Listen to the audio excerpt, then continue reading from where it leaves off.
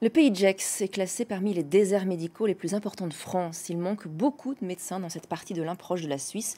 La population augmente sans cesse et il n'y a toujours pas d'hôpital public.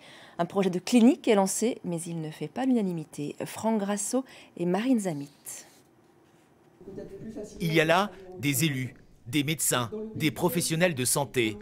La réunion est présentée comme une table ronde. Les participants seraient donc des mousquetaires au service d'un dossier, la création d'un hôpital. Un expert est là pour renforcer l'idée. C'est une solution indispensable.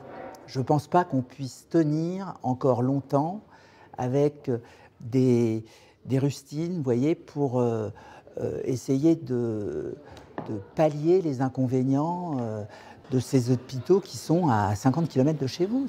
Coincé entre la Suisse et le massif jurassien, le pays de Gex dépend de la Haute-Savoie au niveau sanitaire. Plus de 100 000 personnes y vivent désormais et il n'y a toujours pas de grand établissement de santé.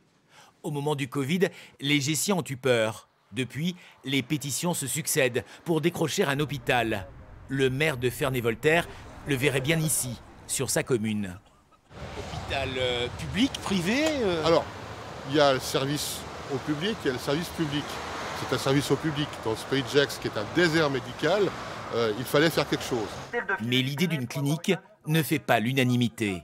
On se demande où vont ces élus. Ce soir-là, alors que la table ronde se déroule, des opposants manifestent.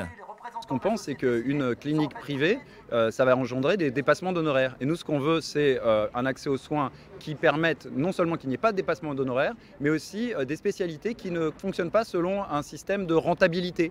L'État, lui, se fait discret. C'est donc la députée du secteur, fidèle du parti présidentiel, qui explique pourquoi le projet d'un hôpital public s'éloigne. Je comprends aussi l'État qui peut être un peu frileux de vouloir ouvrir des structures pour lesquelles il risque de ne pas pouvoir mettre du personnel. C'est là où nous intervenons et nous sommes volontaires. Volontaires pour une clinique. Il faut encore obtenir les autorisations. La bataille de la santé est loin d'être terminée dans le Pays de Gex.